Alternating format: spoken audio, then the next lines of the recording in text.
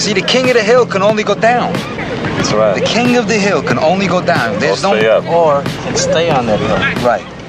That's the other possibility. Can stay on the hill.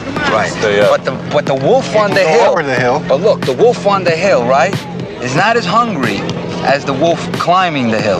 That's true. See? He's not as hungry, but when he wants the food, it's there. Strategy is defined as a plan of action designed to achieve a particular aim. Finding your winning strategy can happen overnight or can take years to develop. Here on the STRATS podcast, I hang out with athletes, experts, entertainers, and adventurers, some old friends and some new, to hear how they found their edge in a particular field or for a particular event. Expect to hear about motivation, personal struggles and successes, and actionable advice for anyone looking to be better today than they were yesterday. My name is Charles Thorp. My work has allowed me to share stories from the best and the brightest. Now I'm bringing those conversations here. It's like the game of chess. In chess, there are millions of moves to win. The same as in bodybuilding. There are millions of exercises, millions of training principles, millions of ways. So whatever it is, you can sculpt. That was actor and fitness icon Arnold Schwarzenegger. And it's time for the STRATS podcast.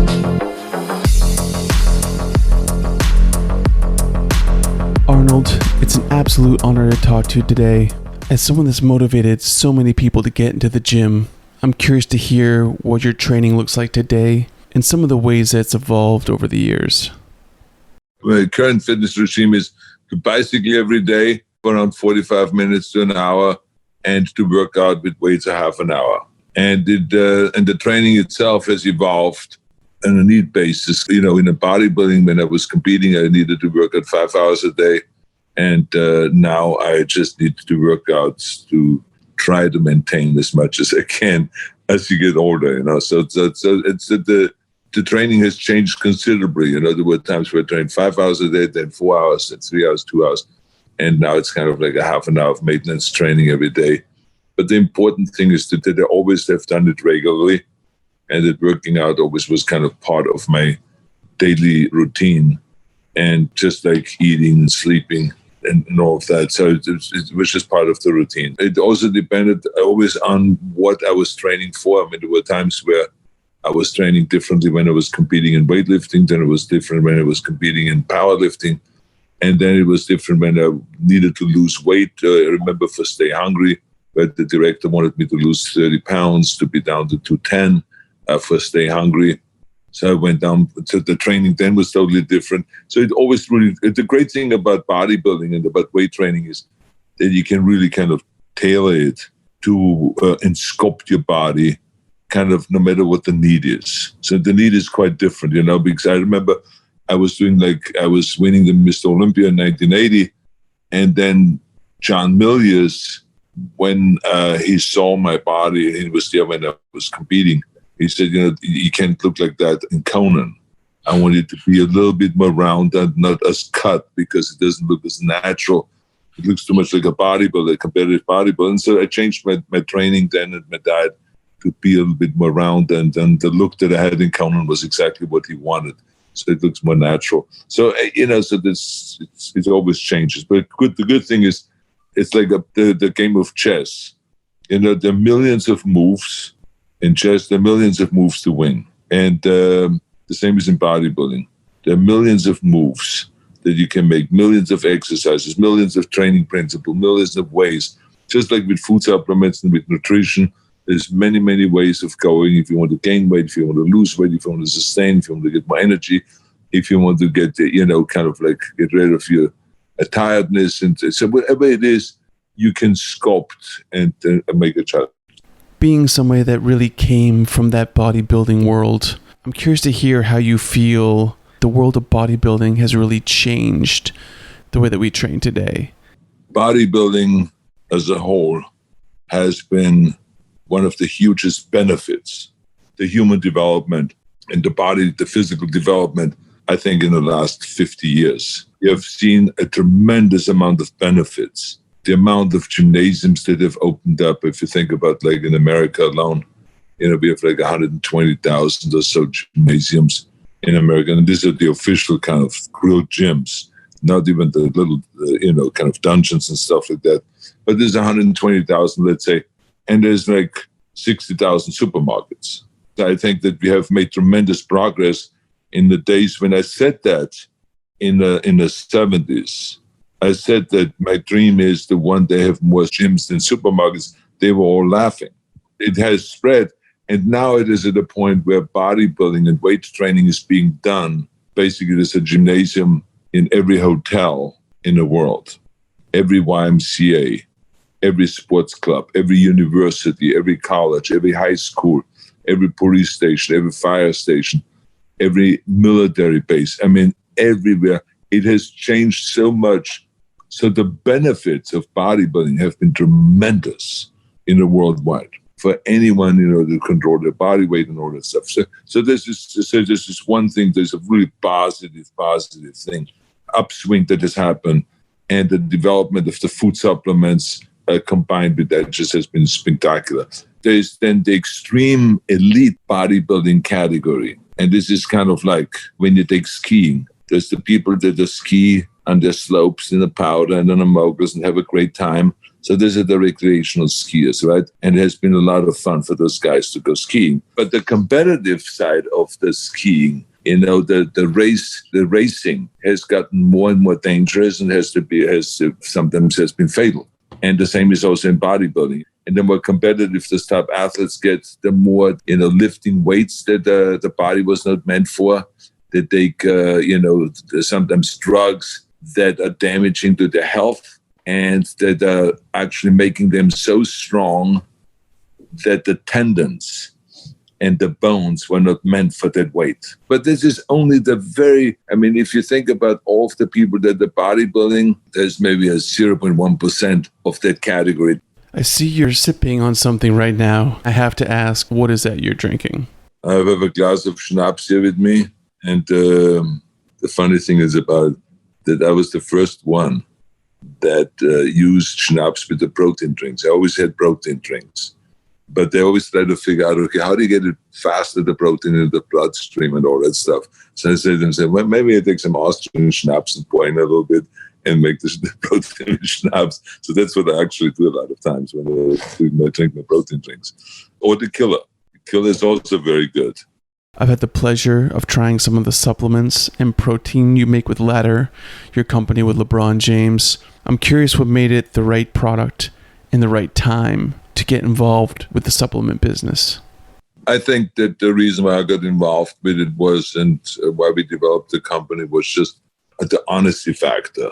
Just kind of like, okay, whatever you put on a label, is that really in there?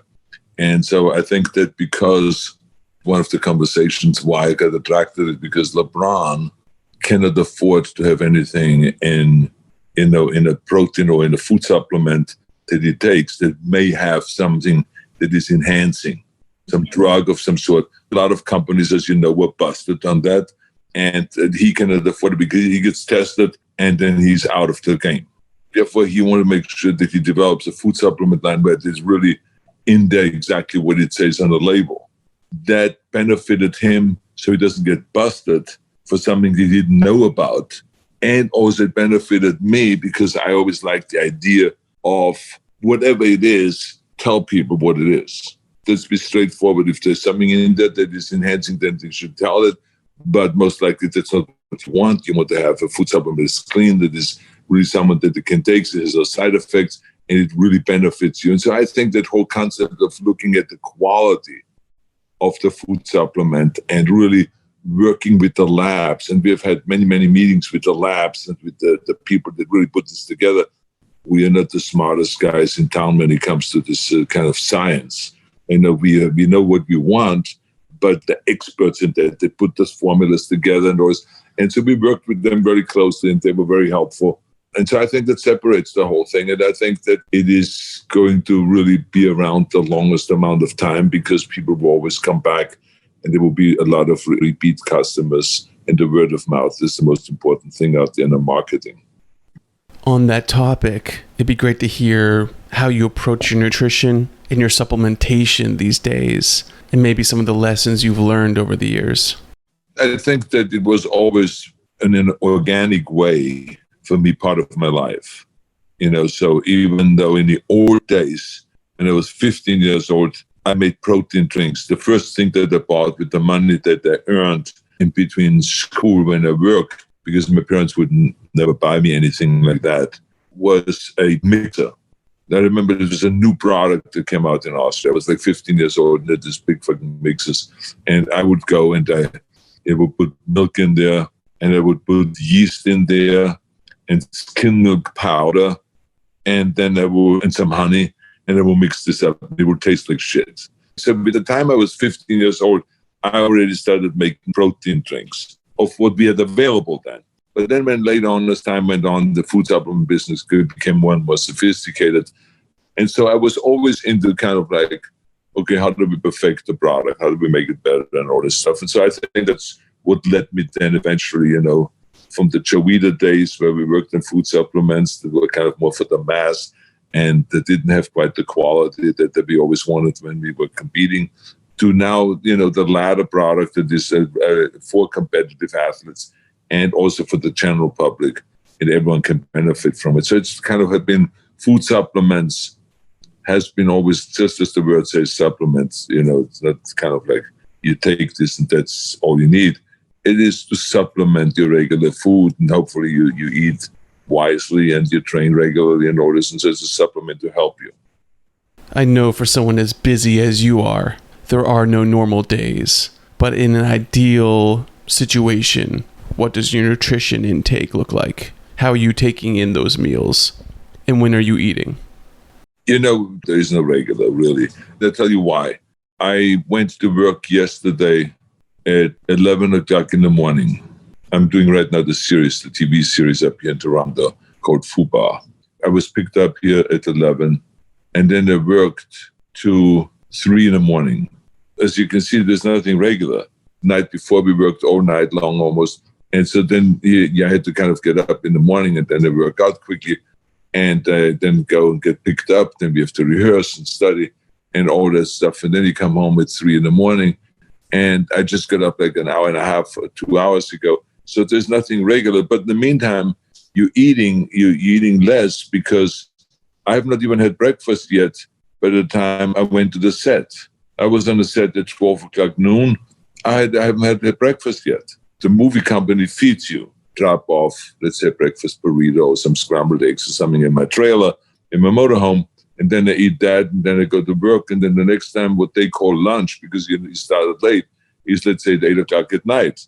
So then, whatever they have available there, I then just eat something of that. So there's really nothing that, like yesterday at midnight or at 1 in the morning, they started serving pizza.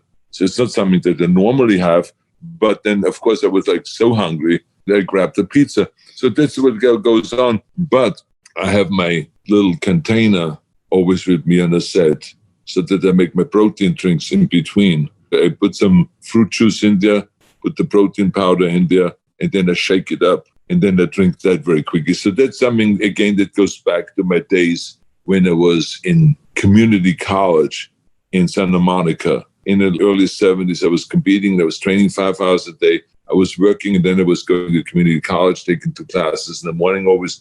So, I remember in the morning at 9 o'clock, and after working out, I went to college, and then I put out of my school bag in a little plastic container that already had the protein powder in it, and then I poured some water in it, and then I just shook it up, and I drank it. So I'd still do the same thing today. Sometimes at home I use the big blender and the mix and stuff like that. And then I just, make the proteins and a big protein thing. But then I make it for more people than just myself. You have so many great films, so many great performances, but the one that we just came up on an anniversary for, and I think one of the ones that helped you make your mark on that industry, is Conan the Barbarian. I'd love to hear a little bit about your training at that time and maybe some anecdotes from that set. I just won the Mr. Olympia for the 7th time in Sydney, Australia at the Opera House. And I remember that I came home and literally 2 months later, we started shooting Conan. And so Milius, the director, said to me, hey, I want you to be less cut.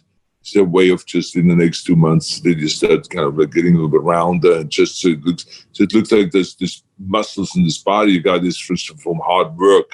but not from some organized training or so. So I said, sure. So that's exactly what we did. So you can make the adjustments. And I remember that for each movie, I was listening to the director, kind of like, what does he envision? Like I remember on Commando, the guy said to me, the director, John McTiernan, that he wants to see muscles. And he wants me to be ripped, the shirt ripped off and kind of like in a tank top type of thing. And that any move I make with the gun, so it looks like really different. So he loved it that he had like Carl Weathers there, who was in fantastic shape. And I was there and I was in really great shape. And so that's what I did. I sculpted my body in a way so that it is ripped and that I'm muscular but lean. I only weighed like 222 or so for this movie, or 225. But it looked good. It looked totally believable. And it blended in rather than like running around like a bodybuilder. I ran around like a special ops guy that is well-trained and very, very well prepared. And so that was the idea. But each movie was always different. I remember when I then did Conan #2, Richard Fleischer came to me, who was the director, and said to me, I wanted to bulk up. I wanted to be really muscular, and I wanted to be ripped and defined. So I got much more ripped than in Conan 1 and Conan 2. So it really depends on what the director's vision is. And that is the great thing about nutrition and about exercising, that you can make those adjustments and you can really sculpt your body. I mean, these various different protein products that you have, some of them, they will help you bulk up, and some of them will keep you lean and just keep the muscles refreshed and build the muscle cells and all this. So you can do all this if you know how to do it. Speaking of that Conan movie, you never know what to trust online. I have seen some mentions of a possible follow-up, something that would bring you back to playing Conan. Is that a reality? Is that a possibility that we could see something like that in the future? Because I think it would be absolutely epic. But I have read a few mentions of a possible Conan revival that would bring you back into that role much later in the character's life. That sounds absolutely epic. Is there any chance that is actually happening? I don't have the rights to the Conan franchise. That belongs to someone else, some Swedish guy that may know or not know what the hell he's doing. So that's why you don't see anything of Conan out there. I mean, he sold the comic book rights, but then he has been talking now for the last 4 years that he's doing a deal with Netflix, which no one at Netflix knows about, because I'm working for Netflix right now, so I know all these people. And he's talking about all kinds of other things that he's doing, the movies and this and that, but we don't see anything. So I think that the important thing is that he gets his act together and just, makes a commitment so we can move forward, because it is one of the 40-some movies that I've done. There's certain things that people really want to see again. I think Conan is one of those projects. It's really in demand, and I think it would be good to do a Conan movie that is kind of like Unforgiven. The older Conan that has sat there on his throne for 40 years, and the very thing that he despised about kings and leaders at that time, he fell into the same trap. He got complacent, he got fat, he was eating, he was enjoying all the women around, and he is now, an older guy that can do fucking nothing. And now he has to go. He feels like this life is slipping away. He has to get his act back together again. And it's just a comeback, kind of like a reluctant comeback where he's being forced into it. So there's a great story, and Milius wrote a fantastic script about the comeback.